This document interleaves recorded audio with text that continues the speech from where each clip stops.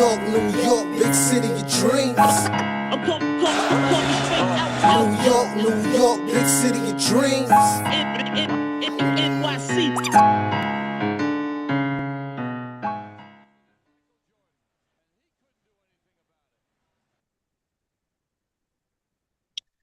We are going to keep this very short, very sweet, and very succinct.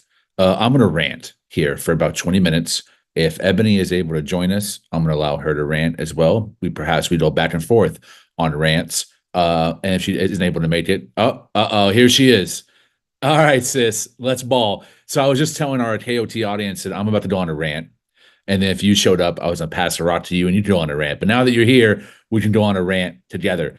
I am very, very pissed off. No stats, no analytical talk. This is going to be pure emotion. But I'm going to try to keep it rational because I think for the most part this season, we haven't gotten too high after a win or too low after a low. But there are very important trends that are starting to formulate with this New York Knicks team. And I think that a trend is much more interesting to talk about than a aberration that happens once a game or maybe 2 or 3 games. This is something now that has become, there's multiple things that have become serious trends that I think warrant having a conversation about because they are holding us back as a team. Right now, the New York Knicks, I still believe are a contender, but they're tier 2. They are nowhere near this OKC team. I came on this podcast so many times and warned our KOT family against the OKC Thunder. Not only did I say they're an offensive juggernaut, statistically one of the greatest downhill teams of all time. SGA is probably the greatest already downhill player in NBA history, but they also have the best defense of the modern era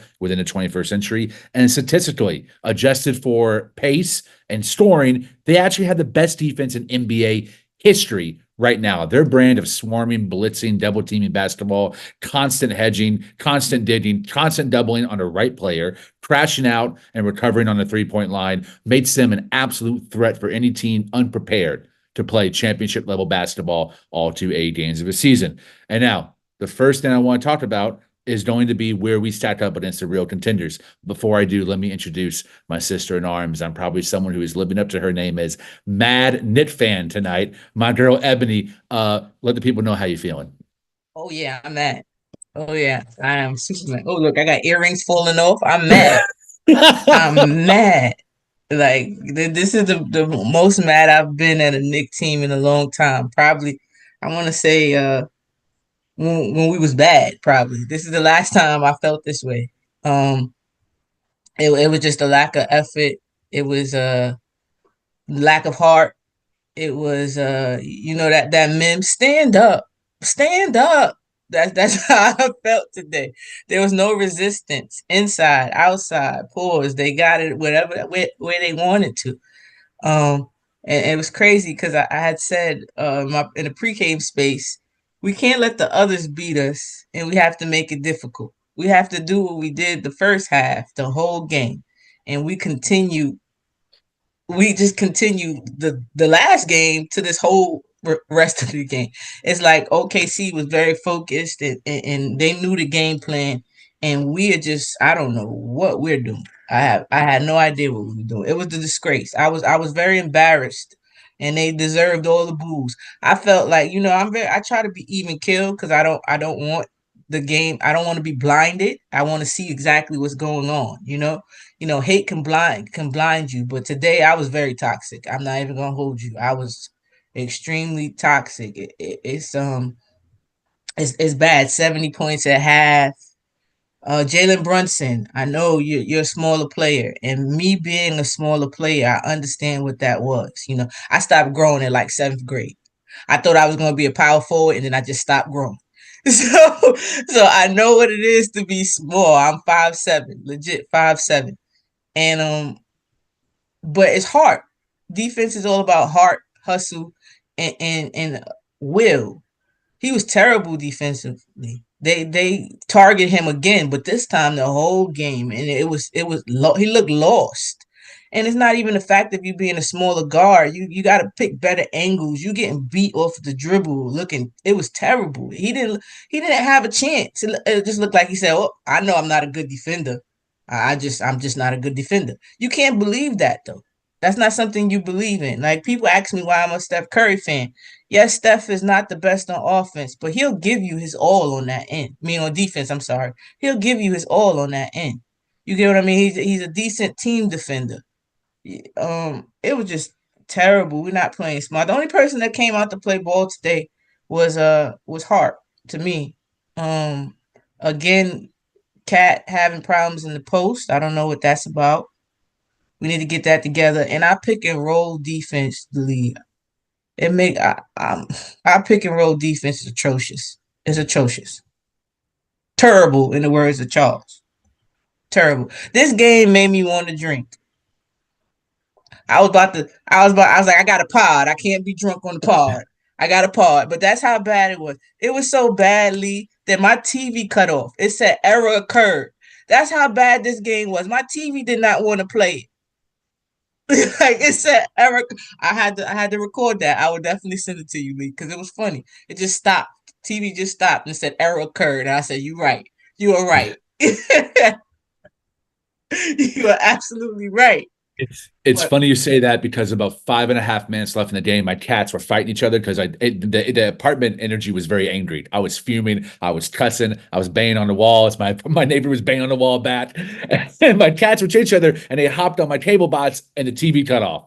5.5 minutes left, and I was like, "That's cool." Rolled up a blunt, sparked it up, got high. I was like, "I'm good. I don't need to see the rest of it either," because I knew once the hot porty came in, I was like, it's game over for sure. Yeah. I did not expect Brunson to come back in the game. I'm guessing he didn't, but if he did, it didn't matter with the damn.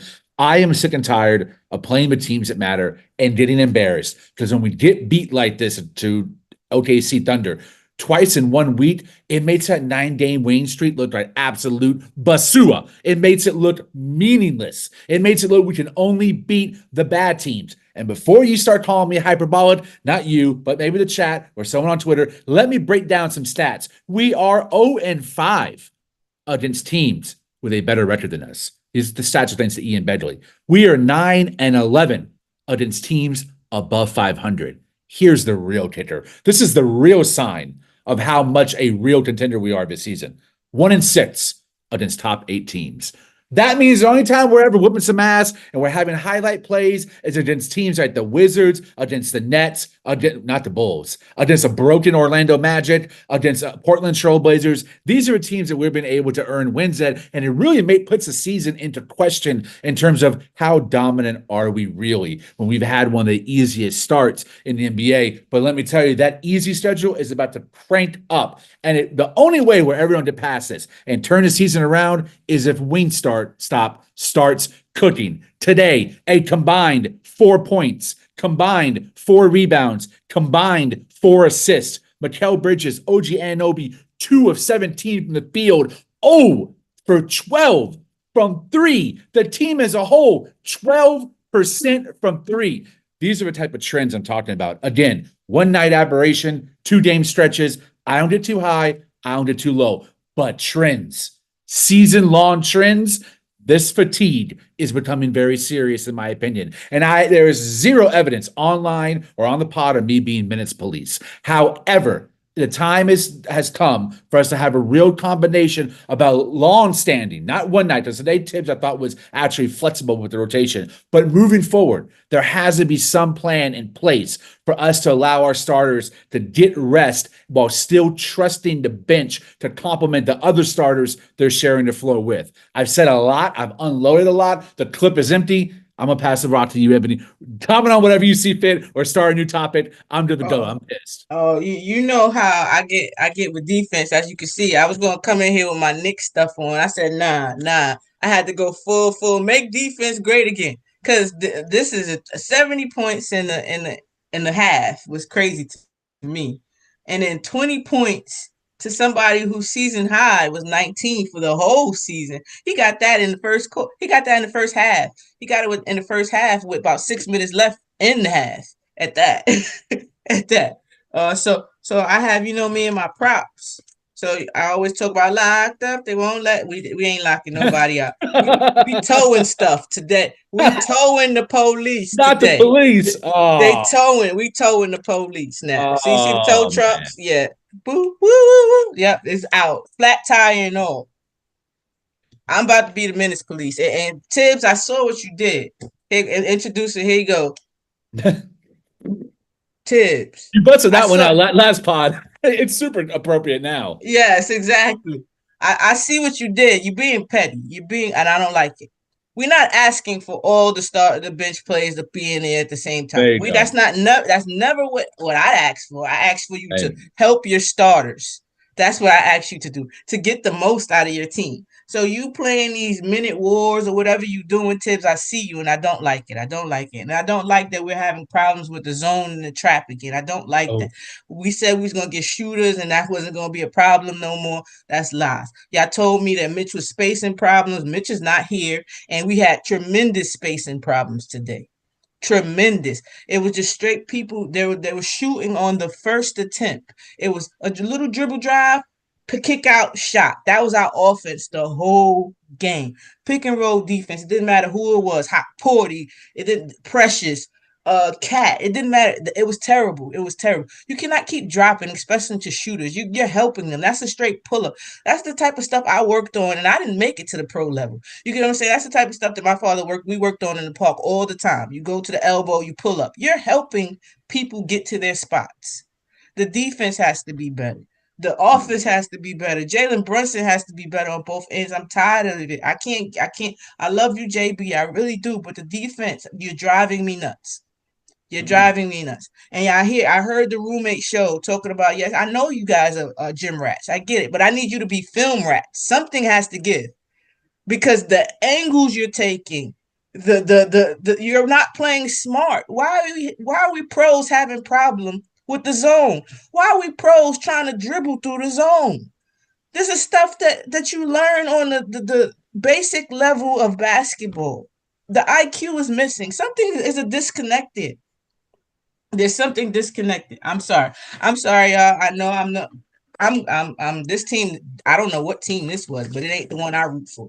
So like I'm about to go in. I was mad. I actually joined in on the boos like I was at the Garden today. I'm in my house. I'm like boo right along with the people. That's how angry I was. Like, come on. First he went from 12 points in 6 minutes. Isaiah Joe. You let somebody with 2 first names do this to you. 2 first names. 12 points in 6 minutes. We jacking threes, not playing defense. It's a recipe for disaster.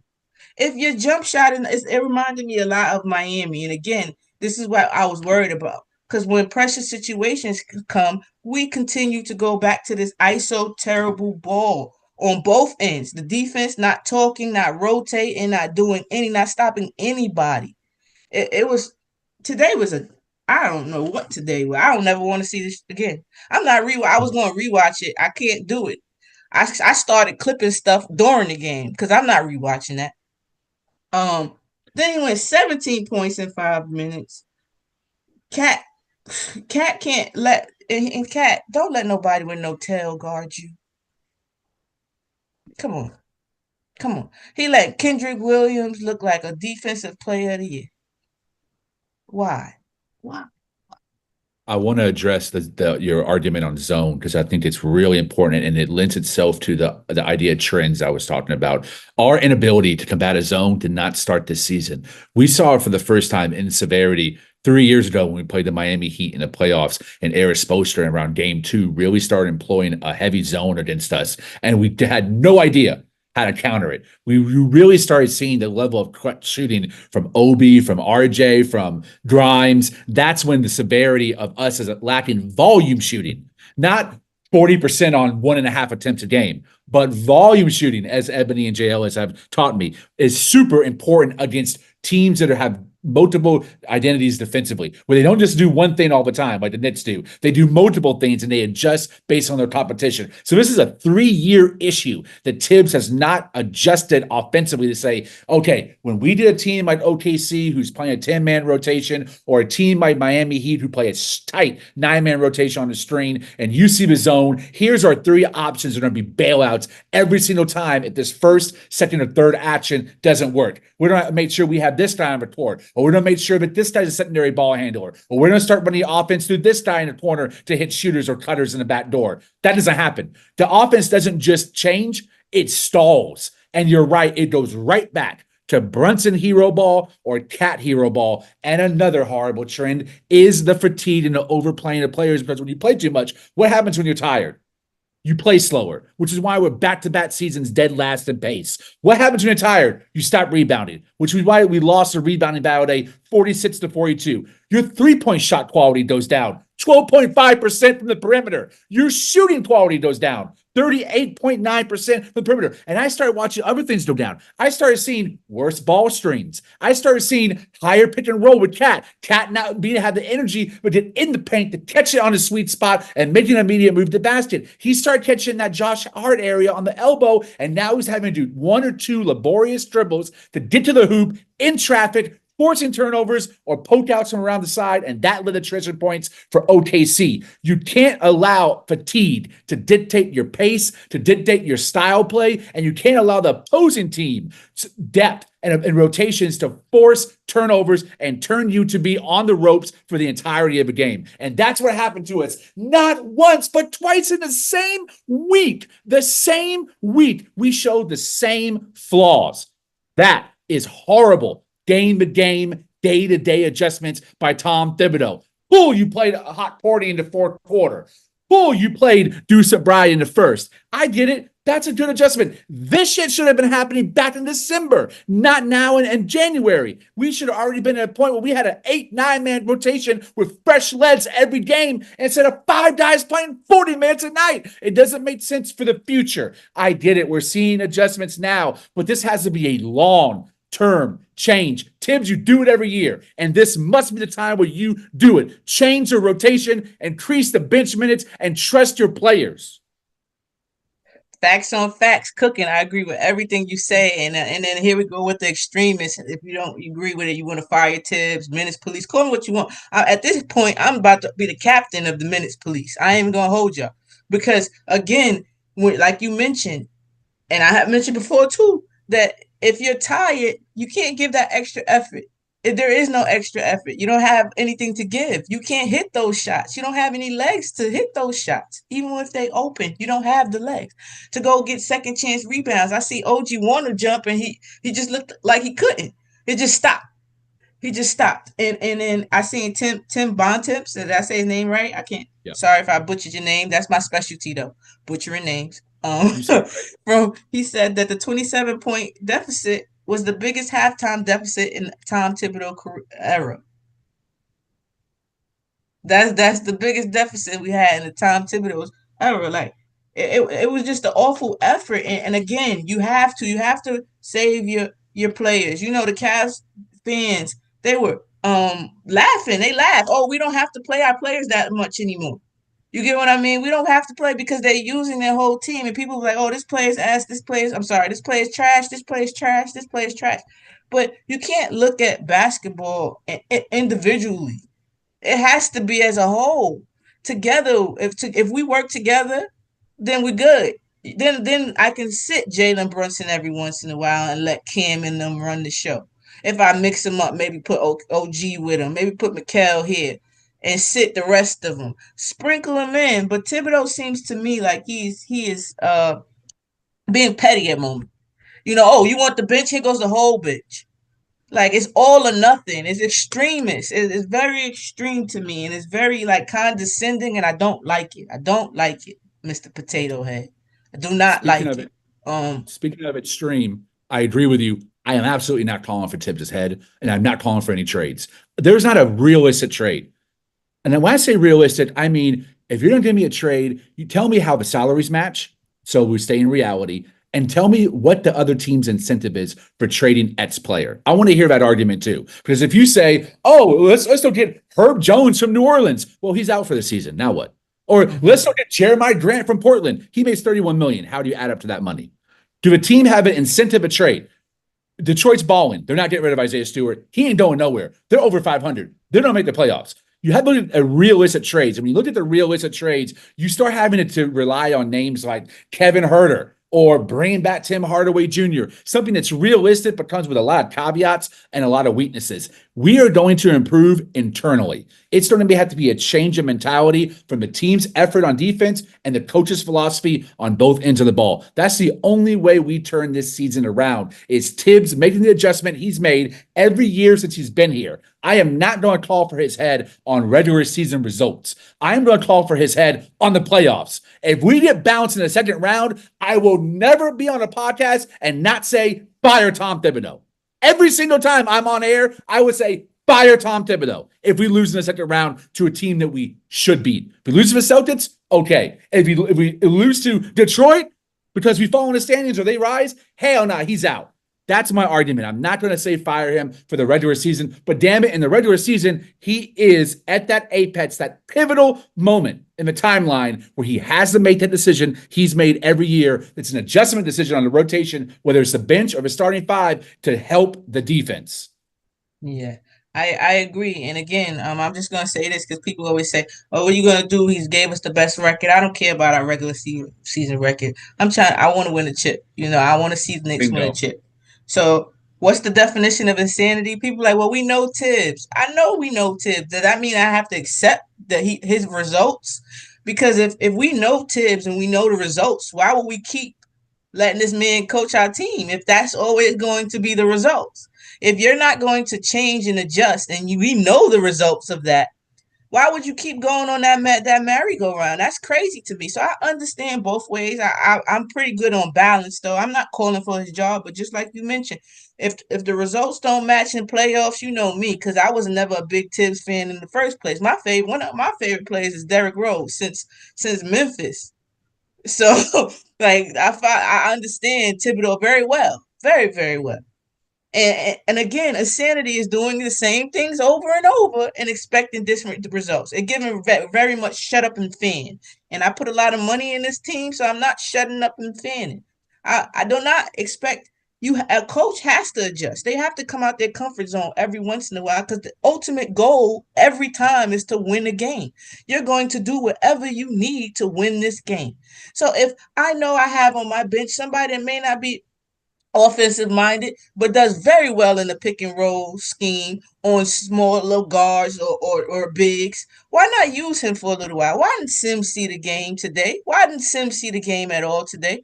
This is what I'm saying. That's a good player. That's a good defensive player. And this is the type of teams that he needs to play against. We saw what he did against Jokic. He made it uncomfortable for him. Granted, Jokic had good offensive numbers, but he almost had a quadruple double because he had damn near 10 turnovers. That was all because of Sims putting pressure on him, taking him out of his comfort zones. We seen it. I just seen B-Ball Index put him up there top 10 in rim protection. He don't even play that much, but he's still top 10 in rim protection. Like, use your squad for what they do. Like, that's just it. Don't try to make players other things they're not. Use their skills for your system. That is a marking of a good coach, is taking your skills and using your team skills, and you message. And then along your way, you teach them some things. That's it. Tom Thibodeau is so stubborn, it's ridiculous. Like, at a point that is detrimental to our team. Like, you can't be so stubborn that is hurting us. Well said. And if you look at the tape, if you watch the OKC Thunder against the Cavs 2 days ago, which was an excellent maybe the best basketball game I've watched this season, the Cavs won. They broke OKC's 13 or 14 game winning streak. How did they do it? By playing two bigs that dominate the boards. They won because they won the rebounding battle. They won 41-38. They had 13 offensive rebounds. They only made 15 threes. They shot 36, only a third of their overall shot attempts, because they were banging it in the paint. They were picking and rolling and spamming that with Mobley as a roller to death. That's the only way that you can adequately beat OKC, is to hit your threes. Cleveland did it with 41.7% and dominate them on the boards, which they did 41-38. We went in here with a completely different mindset. Not only do we not take enough threes, when we do, we brick them because of fatigue. But on the flip side, why is Precious Achiuwa playing the 5, first of all, at all? But second, against this OKC Thunder team. What did Precious do today, Lee?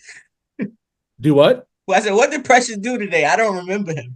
Everything he did was completely ass. This was a game Jericho Sims should have played 15 to 18 minutes on the bench and next to, in some scenarios, Karl-Anthony Towns to give you that little bit of freestyling for the first time this season against a team that really struggles against size and offensive rebounding prowess. And if you have Cat and you got Sims, just give me 10 minutes of it. Damn it, 8 minutes and spot opportunities when Hartenstein is sitting and really hammer home the boards to get back into the game. Playing Precious at the 5 kills you as both the rim protector. He kills you as any type of roller or lob threat. He kills you because he has terrible hands and a horrible outside shot. He was setting ass crack screens. He didn't get nobody open. The looks from his ball screens were dirt. People weren't even having solid straight line to the basket 3-point opportunities. Shit was all over the place. This was not the game for Precious at the 5. This was the game to break glass, show you can freestyle, and play Jericho Sims. It doesn't mean you win.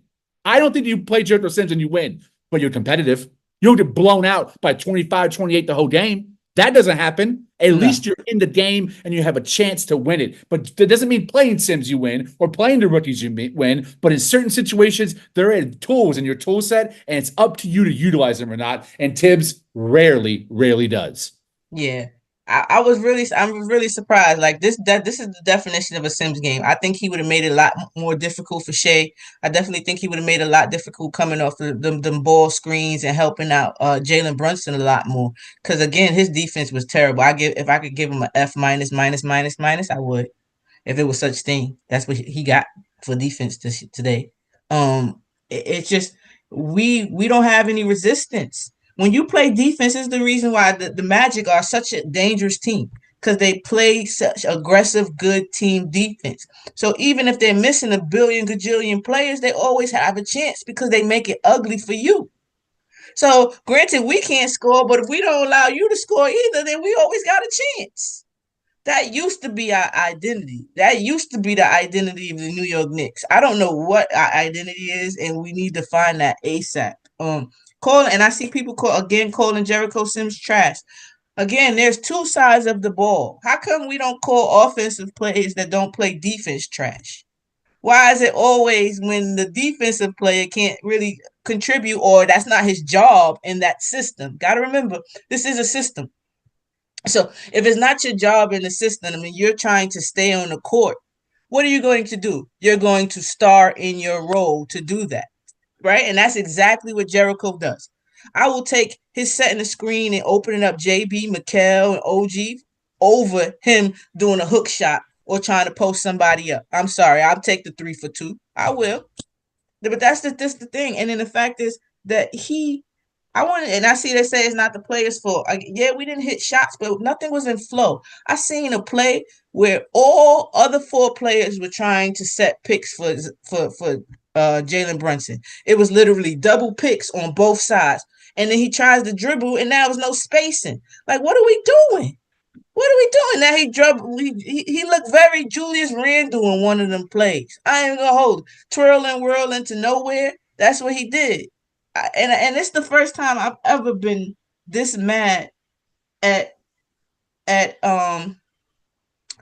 this is the first time I've ever been this mad at Jalen Brunson. And I see somebody saying Mitch doesn't stop this. Mitch presence alone, guys. This is why I love Mitch. Because Mitch presence alone is defense. People see him and they stutter step. People see him and they think twice. People see him and they're like, well, maybe I got to shoot a little bit higher. They don't do that with nobody on our team. Nobody on our team is giving that intimidation. Nobody in the team is holding 2 7-footers and they talking about the lights is too bright. Like, we got short memories. We got to remember, guys, like what he really is capable of. And then if you say that we have a team, he doesn't have to do as much as he had to do before. All he has to do is which he's doing, protect the rim. And now supposedly I got Wingstop, but they was barbecue chicken. You know what I'm saying? They was barbecue chicken today. Ain't no stopping nothing. So like everything we need is in one guy that's injured right now. And if people would stop hating on Mitch so much and really think about what we're missing, you realize, okay, we just gotta wait. We gotta be patient. But they have to show heart. it has to be some type of heart. There's no heart today. It was lack of effort, lack of everything, and they look like they didn't want to play. I don't know. We just look really outmatched. And for those of y'all who are listeners, we appreciate y'all because there are probably plenty of podcasts right now that are even more doom and gloom than us. Maybe even a handful that are calling for Tibbs to be fired or for his ex-player to be traded or these players to be traded or Mitch to be traded. This podcast between Ebby and I, or anyway, if Ryan's here, Fritz here, Jay's here, we don't have nuanced conversations. All right, I am not talking about fire Tom Thibodeau. So Darvin Ham or Frank Bodel or Stan Van Gundy or George Karl wheeling him out in a wheelchair and come coach his team to 30, 35 wins. That's not what I'm asking for. I don't think there's a better coach available than Tom Thibodeau. Tom Thibodeau's record and his coaching style is proven to produce a winner. He's done it in 3 locations, but he has also to fail to even make a finals appearance with any of his 3 locations. There is a nuanced conversation to be had about his limitations and his pros. And if the negative Nancy's aren't your style, cool. Don't worry. Tomorrow there'll be plenty of podcasts absolutely simping for Tibbs propaganda, building him up as the best podcast. Y'all want to talk on this podcast and talk about Tom Thibodeau's not a good coach. You're about to watch out for the third rail. You're definitely going to hear that for sure. But there's an honest conversation to have about Tom Thibodeau that the players he has on the bench can be utilized as depth. Because when you look across the league, and Ebony mentioned them, Jamal Mosley in Orlando, look at them. They're a team ravaged by injuries. Is Jamal Mosley playing a 6-man rotation because there's only 6 guys on the roster they trust? No. Before Paolo Banchero played, guess who played in his stead? Jet Howard. My man logged 23 minutes against the Minnesota Timberwolves. Gave him 10 points, 8 rebounds, 4 assists. Guess what happened when Paolo Banchero came back today? Played 7 minutes. But when you need him, bring them up into the rotation and fill out a player's role with the same play calling that you give that star, you give to the role player so they have the best looks and opportunities. This is an argument I've had around Landry Shamet and properly utilizing Shamet in the same routes and play calling that he does for Mikal Bridges. Those same 4 or 5 off-ball pits that he's running for Bridges, he could be doing the same thing on Shamet's first 2 or 3 possessions when he comes in a game, but he doesn't. Orlando, tonight, Cole Anthony, 18-7-2. You think Cole Anthony's going to be playing when Jalen Suggs is there? No, because Suggs is the better player. But when Suggs ain't there, you play the guys you have, and you allow them to become part of your rotation and play to their strengths, and you run plays as if they're stars. This team doesn't do that. Tibbs doesn't do that, and he is too embedded in this 6-7-man rotation. He would play a 7-man rotation if he could. Honestly, he can only feel like he has the capacity to trust 7 guys at one time because now campaign is slowly out of the rotation. It's really right now, at this very moment, only Shamet and Precious that he trusts. Deuce is slowly building his way back in too. But I feel like once Deuce starts playing, Shamet will be on the way out. Who knows? I'm getting fed up of having the tools at your disposal to mix things up in freestyling and choosing not to 9 out of 10 times. That not only is a frustration, it's a problem moving forward in the playoffs. It is. And then again, like you get tired basketball. I know they're never going to say, yeah, we're tired. That's not what they're supposed to do. You know, the athletes, I get it. But I'm going to say all minutes are not the same minutes. You're going to say something like, they used to it. But all minutes are not the same minutes. You got to remember, these people are not robots. And Brian, I'm going to keep, I think I said the name, Brian, because I see him say that Mitchell Sims doesn't stop this.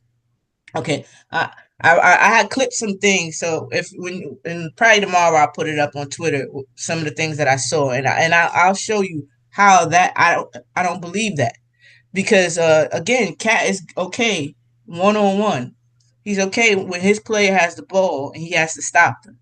He's a decent defender that way, but when you start coming pick and roll, he doesn't know when to put. He never pushes up really. He always drops back. That's automatic. Always a drop.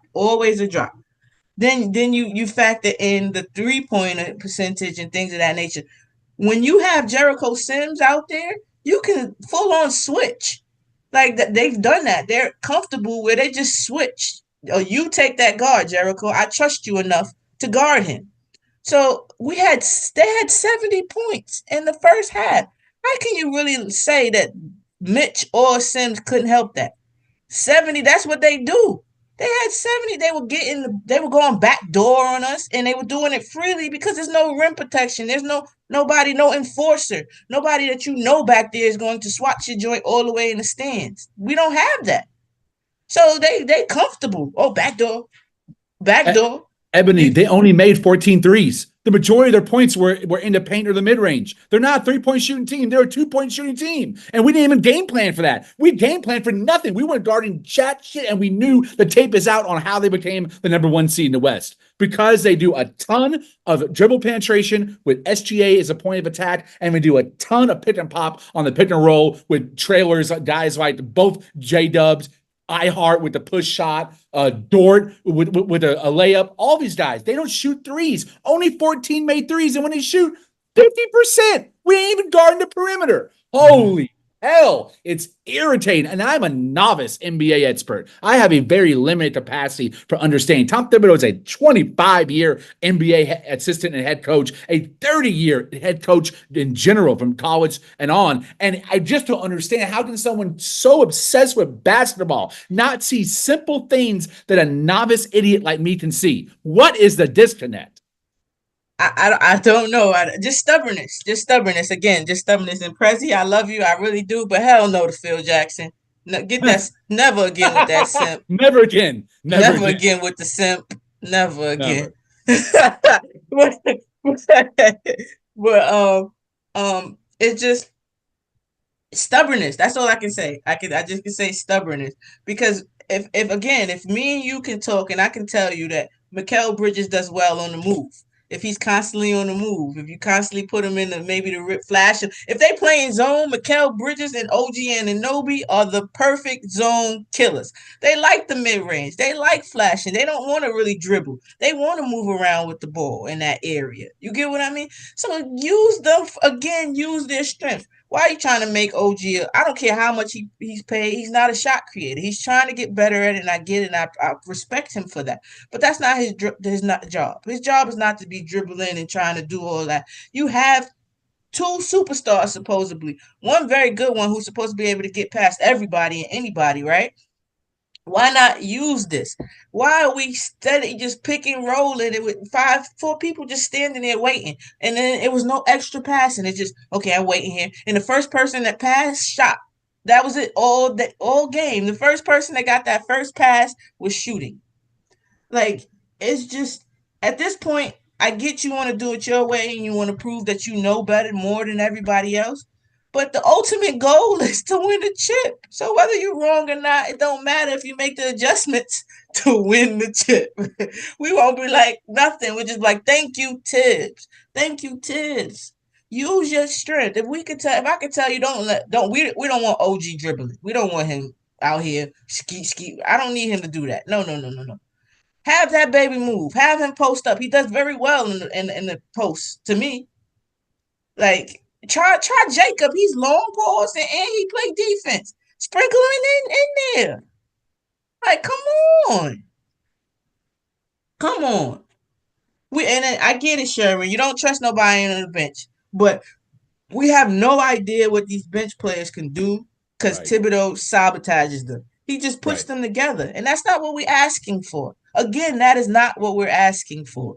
I will be cool if you put Kolick in there around Mikal, around Deuce, around, hide him. Don't play Mikal. Don't play Tyler and Jalen Brunson. Don't do that. Don't play Tyler and Cat together because there's no rim protection to help him. Don't do that. Like, you're setting up people for failure. That's crazy. Like, the goal is to win, not to be right. Like, come on, Thibodeau, get it together, bro. Get it together.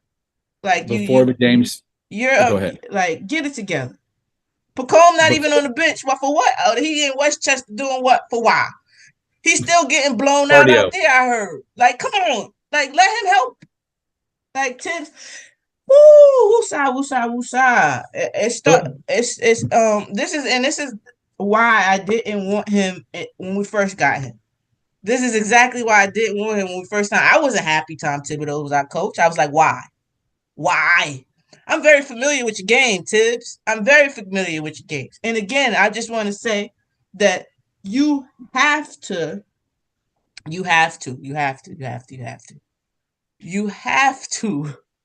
just go over what works, adjust, stop going away from things. If things are not working, Tibbs, stop going. You're insane. Tibbs, to me, he's insane. That's the definition. He's insane. And then Chicago, Minnesota, all the stops, the same stuff, the same. To me, the biggest culprit of that mentality, and I agree 100%, he is coaching almost the exact same way on defense as he was in Chicago. And we've pointed out a few little adjustments, right? Because he doesn't have Joakim Noah this time around, he's moving Cat sometimes during the pick and roll, that early switch where OG would slide in and be the rim protector, and Karl-Anthony Towns is more in like a weak side help role. That's cool. Like I like that. That worked for the first month. Other teams watch tape, and now they're adjusting for it. So it's up to you as a coach to adjust again. And the over reliance on drop coverage. I tweeted before the game. This is a great example. Before the game started, of a coach that over relies on drop coverage and a coach that barely employs it in Mark Dagnall. Rarely do you have drop coverage. One, they don't have the bigs that really can fortify it. Even Ihart is not the best drop defender, and he got cooked a lot of times in drop, depending on the matchup last season. But Karl-Anthony Towns has shown time and time again, he is a poor rim protector, and he's not suited for the drop coverage scheme that Tibbs employs. This ain't the 07 Boston Celtics. You don't have Brandon Bass and Kevin Garnett and Kendra Perkins in the paint, Big Baby in the paint. This is a softer, more finesse style player. Why not do the same schematics that OKC does and mix it up? Maybe mix it up for 5 possessions in a row, or mix it up for a quarter if it's working. There's never that level of experimentation when really Cat would be better suited to play alongside someone like Precious in those minutes and be more of a blitzing defense opposed to having to over rely on drop, because you're playing drop and you still get cooked in the paint. They're scoring all the paints in the mid-range in the paint. What? And especially because OG is really good at blitzing. He gets so low and stabbing at balls. He makes people nervous. Like the way he does that, like comes at the basketball on people, he makes them nervous. And a lot of times they lose the handle. So imagine if you did that with him. You pick and roll and you blitz somebody. You blitz, what's his name? Shea Gilgeous-Alexander. Somebody said, oh, what is it? Arc. He said if Pacone can't help, again, it's system, it's context, people, it's context. Pacone is a rookie playing with G Leaguers, right? And then we made a deal. We made a move in Westchester, I saw today. They got rid of Jalen. What's the Jalen guy we had? Rights. Well, anyway, they made a move. Well, and then he doesn't have Tyler or Hawk. They was up playing with us today. Or Jacob. Those are all part of our G League team. You get what I'm saying? And I'm not asking Pacome to carry stuff, but one thing we've seen is I'm sorry, I just saw Prezi took about trade tips. For Loco. I'm sorry, I could. All right, but it's just I gotta get my thoughts together. He took me off with that one, but he showed flashes. He showed flashes of on defense and offense. He has shown flashes, and you put him with the likes of a Cat and a next to a Brunson, that looks different. Again, system, not individual, system. Yeah. Is a disconnect with that. So yes, you may look different in another system next to other players than you would next to Jalen Brunson and Cat. That's come on. There's even various ways to play drop coverage. Right, I was watching the Cleveland game. They had moments where Jared Allen was at the level, guarding the perimeter, even as an option to switch. And they had Evan Mobley in the back protecting the rim. Going from the left to right, in and out of the paint, guarding the rim with another big at the level to guard the perimeter. We could be running that same action when we have Precious, that's a Cat at the 4, and Precious is at the 5 at the rim protection. His numbers are decent there, but Cat is still there at the level when it comes to defense. So you're adding an extra layer of length, an extra on-ball switcher for OKC's three-point shooters. That is something different that would throw them off. They might adjust to it and figure it out. It might take 10, 15 possessions, but that's a 3-minute, 4-minute stretch where you have the advantage because you surprise them. With this team, you just game plan. You watch a tape and you know it ain't going to change. No matter what we're throwing at them, Tibbs is going to keep doing the same thing until it proves him right. And that's the issue. Doesn't mean that these little fixes I'm coming up with, these elementary level basketball plays are going to change our team, but they at least can throw the opposing team off to where it's like, oh, damn. We didn't see this in the 8-game tapes that we watched. Instead, we see the same rotations and the same schematics, not just game to game, but season to season. And that's what's so damn frustrating.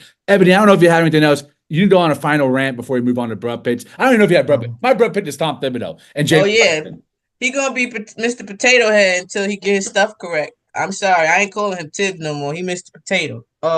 We let two people score 30 on us. Two people had 30 plus points on us.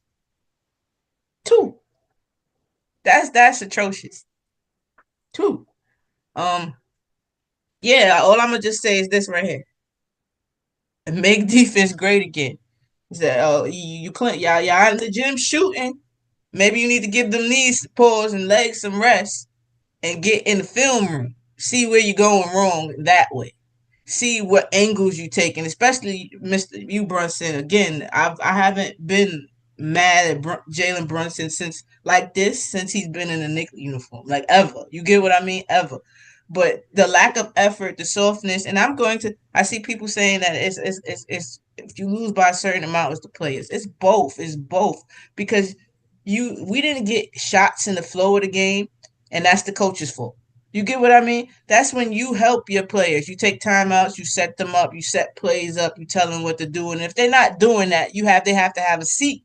That's how you have your players accountable. If they're not doing what you asked for in your scheme of things, then they take a seat. That's it. It don't matter who they are. That's how you get the best of your whole team. Because now everybody knows if I don't do my job, I don't play. But if you know I got a longer leash than this man, then I might slack off a little bit more than most. So I'm going to say it's both. I can say it's both because the players show lack of heart, hustle, and attention and focus, and Tibbs did too because he didn't do much either. He just let go. Hey, it looked like a rec league game going wrong. No defense in sight, and just jacking threes up.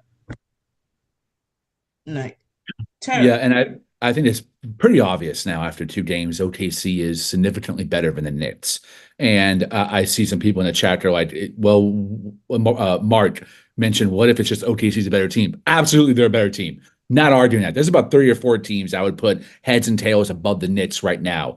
And the OKC Thunder, to me, are the cream of the crop. They're going to win the championship, in my opinion, this season. As of right now, I believe that. But should it be this competitive? I mean, should it lack this level of competitiveness? No. Both these games should be closer. These are 2 games to the same team where there was no chance we were going to win by the time the second half started. That's 2 games in less than a week. That to me is extremely troubling. That's more than just the OKC are better. That means the OKC are more prepared. They're more well coached. That they have better schemes. They have more talent across the board, and they have role guys that at least get enough touches and rhythms, and they understand their role enough to where they can come in and maximize that. Do our guys on the bench, do they know what their role is? Number one, does it change significantly, severely week to week? Yes. How can you ever come into a game and maximize your role if your role is not defined and you're not sure what it is? It's impossible. You can't. So until that changes, until there's major changes in the rotation, I don't think trade's the answer because I do not want to trade Mitch, and there's no other realistic possibility to get a game-changing player on this team without trading Mitch. I'm against it. It's going to be internal. It's going to have to be a team deciding to play better defense as a unit and the coach deciding to extend his minutes and rotation for the betterment of the starters' fatigue. Until that happens, same result when we play a team that is, let me check, above 500. Yeah, I definitely agree. And with OKC, I think to me this is a hot take. This is what I truly believe. I'm not a believer really in OKC. I'm not. I'm not. I think they look different when pressure situations come. I think they look a lot different when they say that first round or second round. I think you'll see players that they depend on clam up. Um, and in playoff basketball is very half courtish. And again, they play good team defense, but then they get Chet back and they get Alex Caruso back. If Caruso was there, we might have won because Jalen Brunson he always have a field day when he see him. Oh, no. So we might have just won if he was like. But That's they scary add though. Yeah, those 2 yeah. guys coming back. That makes them even scarier, in my opinion. Yeah, they add again as a team and on paper they look good, and I like their defensive intensity, but I just always remember that people look different in the playoffs. You can't get too high too low into a player until you see them in the playoffs, Fair. and that's just I If they prove me wrong in the playoffs, I'll be the first one to admit, okay, they for real, they real business. But right now, I need to see them in the playoffs because I don't believe in them just yet on that end. And the league is doing what we did. I think it's a lot of imitation on how we built success. You see that we had a lot of players, young players that just were two-way players that helped us. They grinded out. We won ugly games when we had IQ and RJ in them. We just played defense and we play with will and heart. And you see the teams that are giving us trouble and the teams that are actually doing well, that's what they're doing. Even the Houston Rockets, they hang their hat on defense now, you know? They hang their hat on team ball defense. The youth they brought into the defensive end, you know. Same thing with OKC, same thing with Orlando, same thing with Boston. It's a bunch of people who star in their role and they play both ends of the court. If I'm open, I can hit a shot, and on the other end, I can hold my own. It's not, and you see that, but with us, we kind of went away from that. We went away. We went more finesse. We went away from the defense and what was getting us far to chase after the shiny ball effect, and I dislike that. I dislike that a lot. Because everybody will tell you it's a famous quote. Bill Russell, Pat Summit, they all told you what wins championships: rebounding and defense. So, like, come on, that's what separates you from the rest of the teams. My bro pits are Thomas Thibodeau and Jalen Brunson. How about you? Yeah, I definitely well, Mr. Potato, Jalen Brunson, um, Wingstop was Wingstop. Oh, I'm sorry. Wingstop was barbecue chicken. Yep. Yeah. Shout out Josh Hart for giving a damn. Yeah, Appreciate he tried. He tried. Gave energy. He definitely tried. And I think his name. Dang, I forgot his name. He's a minority owner of the Yankees, and you know, again, prayers and thoughts to California and what they're going through. He posted that they're trying to blame the fires because DEI again. And this is a minority owner of the Yankees again. Let me. Somebody that's part of the Yankees organization talking this way. Also, somebody that's not is a a immigrant, came to the country, made the dream work for him. Talking this way, he post up all the chiefs, like fire chiefs in California, and a lot of them are women. Some of them are actually either black or part of the LG, a community. I always get the letters mixed up. Yep. So I just stopped because I was about to say ABC 1 2 3. I didn't want to get in trouble. So, but I always forget the letters. And he put their name, put what they were, black woman or lesbian, put their salaries and said, and then basically trying to say that this is why it's happening. That is crazy to me. People do not get to those high positions that way without, especially in something like fire department, without passing tests, without having a certain amount of years in their position. That does not happen. And especially in a place like California where they have wildfires all the time. Like, so the fact that you diminish these people just on their sex and who they're having sex with, to me, is crazy. And at this time, again, like, don't make it a political statement when people are losing their lives and things that money can't replace. Like, people always say, oh, it's LA and they think it's rich. No, money can't replace everything. You can't replace your pictures. You can't replace your memories or your trophies. You can't replace those things.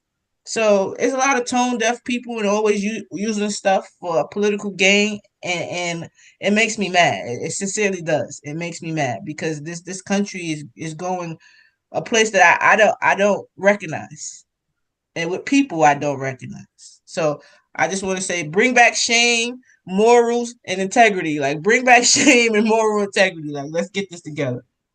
Oh, Game of Channel said, bro, Zion. Yeah, Zion trying to get up out of there anyway necessary. He's trying to get out there.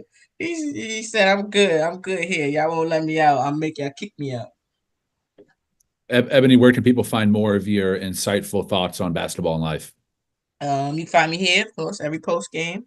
I am on Twitter for pre-games at Your Take Knicks with my guy Brutus, good dude. And you catch me on Twitter, Twitch, TikTok for now because they talking about shutting it down. TikTok, I think that's it at Mad Knick Fan, yeah. But that's all my handles. And you can find me on Twitter at _Leescobedo, Leescobedo, a tape that I premiered here on the KOT show and then doubled down on Phil's show last night, which is Shamit replacing Josh Hart in the starting lineup. Has caught some traction online. Also caught some haters. Shout out Billy on Twitter. But yeah, it's gotten around almost 700 likes. I've been having some tweets go off lately. I'm not sure what that is. Maybe I mastered the algorithm, or I'm just so damn funny. People can't help but hit that heart button. But I appreciate y'all. Thank you to all my supporters, and thank you more to my haters. Also, catch the KOT show on Twitter, Instagram, TikTok. What else are we on? Snapchat, maybe, I don't know. Definitely on Twitter at the Knick Of Time Show, TheKotshow, and of course, thank you to the man behind the show, Fritz Alcindor, for producing tonight. We appreciate you, brother, for staying up with us and doing all your good work and efforts in the chat. Cool, man. Catch us here. When's the next game? I don't even care. Tonight was total cheats, but hopefully we turn it around. I hope you guys enjoyed the show. Thank you again to my co-host Ebony for coming through and dropping the knowledge and gems. I appreciate you, girl. And we'll see you next time. All right. Wait. Wait. Are we out? I just want to say real quick to Mark because he said keep that same energy. We all gonna keep the same energy. Like that's just me. If I see something I don't like, I'm going to talk about it. I'm never tap dancing if it ain't right. You get what I mean? Like you can't just go full. It's balance. You can't go full blown homo, y'all. I mean. Do you know this is me and Ebony? Like we keep the same energy no matter what. This ain't the first time we've gone off. I mean, come on now. I'm surprised we agreed on everything. I mean, we both had the same frustrations tonight. I think a lot of Knicks Nation does too. But hopefully we'll be back. Hopefully Tibbs changes. If not, it's gonna be a long season, and we'll see you next game. All right, peace. New York, big city of dreams. New York, big city of dreams. NYC.